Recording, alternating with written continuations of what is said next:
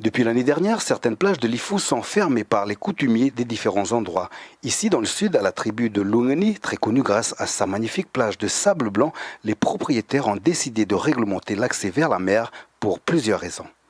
C'est les gens qui venaient passer, par exemple, la journée et puis ils laissaient traîner ils partaient puis ils laissaient traîner les détritus, quoi. Ils sont ramassés. Puis il y a aussi les jeunes qui viennent faire la fête ici. Et après, ça pousse jusqu'à la soirée, jusqu'à l'aube, quoi. Donc c'est pour ça qu'on a décidé de fermer pour que les voitures accèdent en bas. Il y a les racines qui sortent. Et on a décidé aussi de fermer à cause de ça aussi, parce que, en fin de compte, quand les voitures ils viennent ici, ils tassent le sable. Et les racines, si tu regardes ici, là, côté là, il y a là aussi.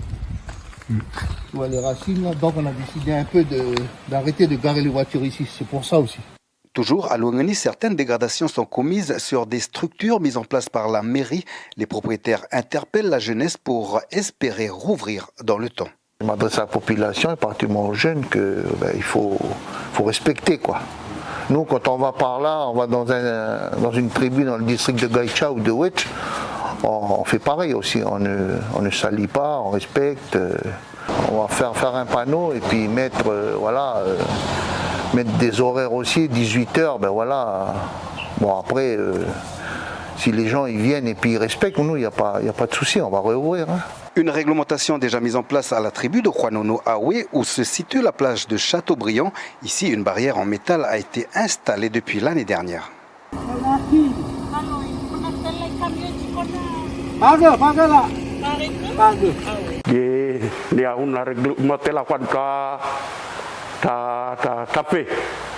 Mane e lai, kula fe toute la journée, on a gu portail gunangani. Mane kula fe 6 heures, et kula finir 6 heures du soir. Les week-ends, le portail de la plage de Châteaubriand rouvre à partir de 14h les samedis et les dimanches. Quant à la plage de Peng, elle reste toujours fermée au public. Vous avez fait beaucoup de crises? Oui. Ouais. C'est épouvantablement douloureux. Oui. C'est affreux. Hein. Affreux. On ne peut pas marcher. Alors après, voilà, je ne peux même pas me... Ouais.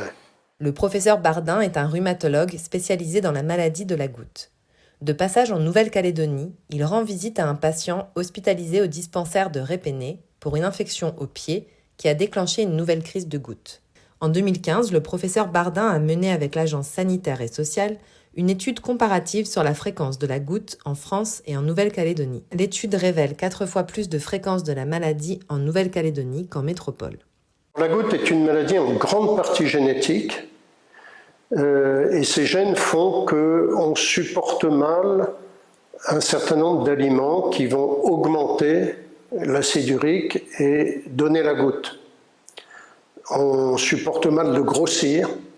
On supporte mal les sodas sucrés, les bières, les alcools forts. Selon le professeur Bardin, la goutte est encore trop souvent traitée comme une maladie aiguë. On prescrit aux malades colchicine et anti-inflammatoires, efficaces pour calmer la crise, mais sans effet sur la cause de la maladie. Un traitement de fond, à prendre au long cours, est nécessaire pour éliminer le dépôt de cristaux d'acide urique sur les cartilages. Le problème du traitement de la goutte, c'est que les gens arrêtent leur traitement. Et s'ils arrêtent leur traitement, c'est parce qu'on leur a généralement pas bien expliqué. C'est un petit peu pour ça que je suis venu, c'est pour voir les patients bien sûr, mais aussi les médecins, les infirmières, de manière à bien leur rappeler cette idée qui est peut-être un peu nouvelle, qu'on peut guérir la goutte, et leur dire aussi que c'est pas une petite maladie folklorique avec des gens qui font des crises et puis qui après vont très bien.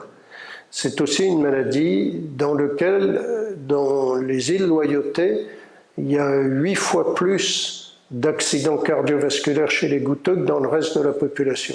Donc c'est une maladie qui finit par toucher le cœur et qui doit être considérée comme une maladie sérieuse, grave, dont il faut s'occuper au même titre que l'hypertension, que l'excès de cholestérol, qui sont beaucoup mieux prises en charge que la goutte. Après s'être rendu à Marais il y a 2 semaines, le professeur Bardin se déplacera à Ouvéa dans les prochains jours. Il repartira en métropole le 17 février.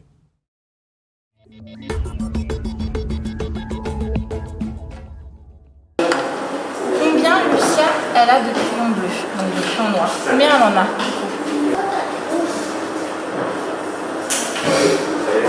7. D'accord, tu mets un petit 7 ici.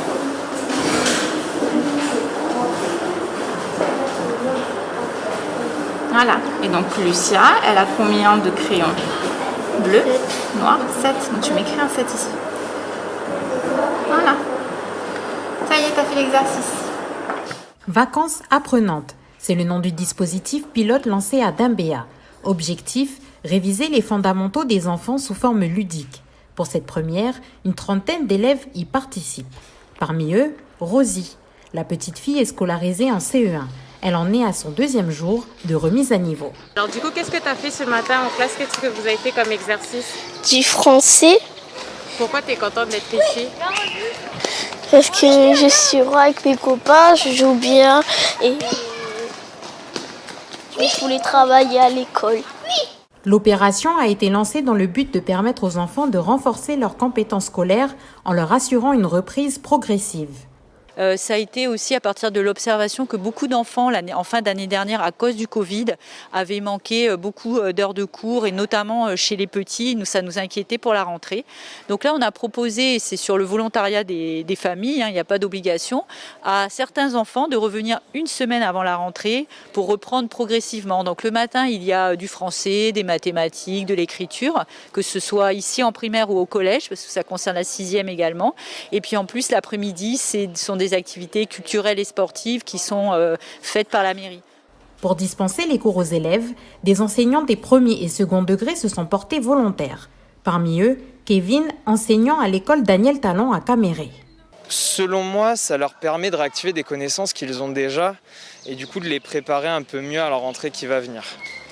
Alors ce matin, ce qu'on a fait, c'est tout simplement une petite mise à niveau en français et en mathématiques.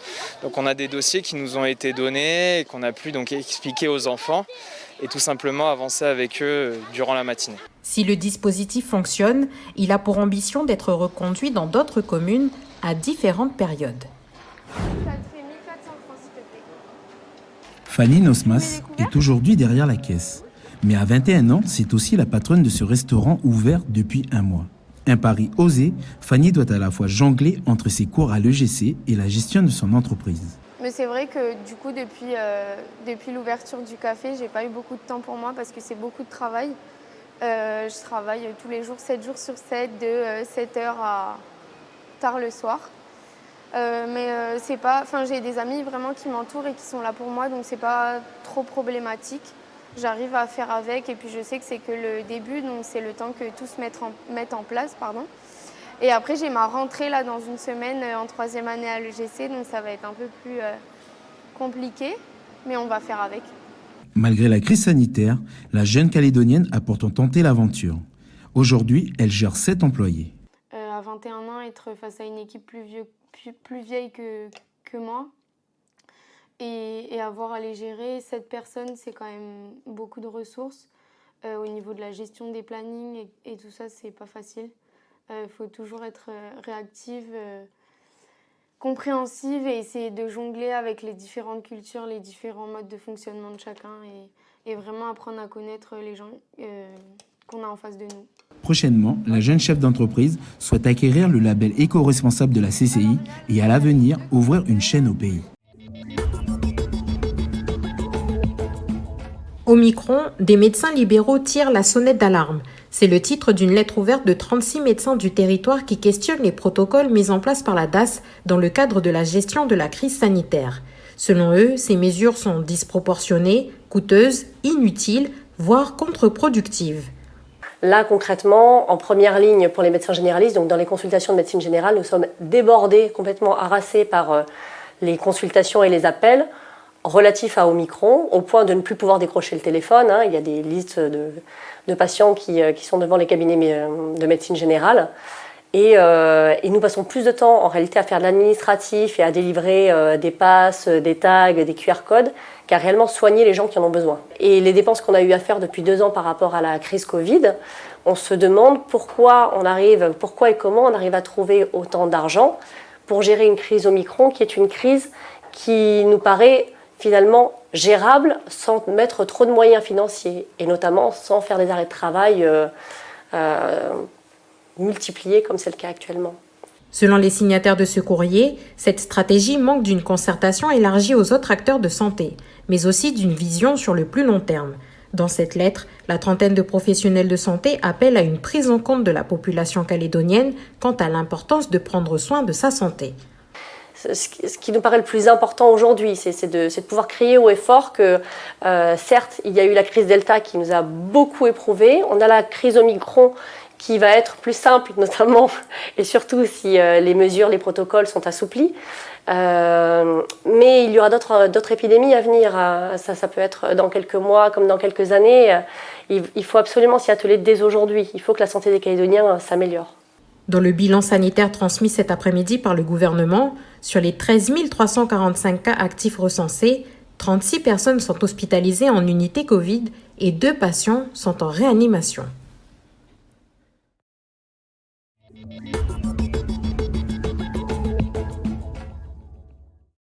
Avant de toucher les îles Loyauté, la dépression tropicale forte Dovi a fait des dégâts au Vanuatu.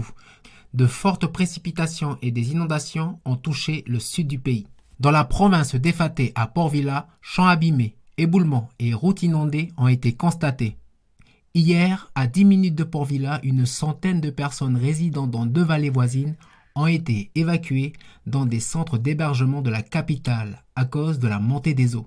Pour l'instant, aucune victime n'a été déplorée. Ce jeudi 10 février, dans l'après-midi, des parents d'élèves et porte-parole de parents d'élèves se sont déplacés à l'hôtel de la Province Nord afin de transmettre une pétition de plus de 550 signatures.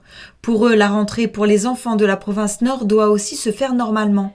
Surtout que l'année dernière, il y a déjà eu 2 confinements, donc il y a déjà eu, les élèves ont déjà subi des handicaps dans leurs apprentissages, et recommencer une année encore avec un handicap, c'est pas possible. Surtout que voilà, l'urgence sanitaire n'est peut-être pas justifiée, surtout pour les enfants dans les écoles. Et ce qui nous inquiète également, c'est que nous n'avons pas de vision sur le long terme en fait. Donc on nous dit que c'est pour 2 semaines, mais au vu de l'avancée de la situation sanitaire, on n'a pas de certitude. C'est difficile au premier lieu pour nos enfants, parce que ça fait depuis le mois de septembre qu'ils n'ont pas eu une scolarité normale. Ils attendaient ça avec impatience, et là, de savoir qu'ils vont rentrer en demi-classe, c'est compliqué pour eux. Et puis c'est difficile pour nous en tant que parents, comme tous les parents, parce qu'il a fallu s'organiser depuis le mois de septembre dernier, avec le manque de centres aérés pendant les grandes vacances, avec les confinements, la rentrée alternée au mois de novembre. Donc là, ça devient compliqué. Ça devient vraiment compliqué. Pour le responsable de la direction de l'enseignement, de la formation et de l'insertion des jeunes en Province Nord, ce n'est qu'une situation temporaire. Déjà, bien sûr, on comprend les choses. La décision, c'est pas une décision arbitraire ou de faire, tiens, on va créer des tracasseries pour les familles. Vous comprenez bien qu'on est tous concernés par ça. Mais je rappelle quand même qu'il s'agit d'une pandémie mondiale. Elle n'est pas née qu'en Calédonie. Le monde entier a été touché et le monde entier est concerné. J'entendais qu'aux États-Unis, il y avait encore 2000 personnes par jour qui meurent aujourd'hui. Donc cette pandémie, elle n'est pas finie. Donc en fait, c'est quand même normal qu'il y ait une inquiétude. Après, bien entendu, on entend bien les inquiétudes des familles par rapport à la situation économique. Donc on sait déjà qu'on va réouvrir et accueillir les enfants des familles dites prioritaires. On attend normalement du gouvernement, on nous a dit une liste qui serait élargie par rapport au type d'enfants qui pourraient être accueillis. Et puis après, si la situation est bien stabilisée et qu'on est réellement tranquillisé, très rapidement, toutes les classes devraient réouvrir normalement. Les parents d'élèves pourront être reçus demain à 10h à l'hôtel de la Province Nord. 50% des enfants rentreront le 14 février et 50% la 2e semaine. En tout, ce sont plus de 7000 élèves qui feront leur rentrée en Province Nord. Depuis mardi après-midi, une unité médicale de prise en charge des patients Covid a été mise en place ici à la salle socio-culturelle. L'équipe présente est composé de médecins et infirmiers des centres médico-sociaux de La Foi et Bourail, mais aussi des libéraux de la zone. Nous avons décidé de déplacer ce service qui était auparavant offert au public, au CMS de La Foi, pour répondre à ce pic épidémique que nous connaissons aujourd'hui. Ce lieu permet une meilleure gestion des flux avec d'un côté la vaccination le matin et l'après-midi les tests. C'est un projet initié par la province Sud, suite aussi aux besoins des administrés. Ce centre ne délivre pas de QR code. Les personnes qui souhaitent avoir un pass sanitaire doivent effectuer les tests payants en pharmacie. En revanche, les tests sont gratuits mais réservés à un public ciblé. Pour les personnes de retour sur le territoire, les voyageurs, pour les personnes symptomatiques et pour les personnes contact à risque. Et sur justificatif pour les voyageurs sortant pour des raisons médicales et les personnes devant subir une opération chirurgicale ou suivre un traitement chimiothérapie. Hier, 80 personnes ont été vaccinées et 32 se sont fait dépister. Parmi elles, 18 tests se sont révélés positifs.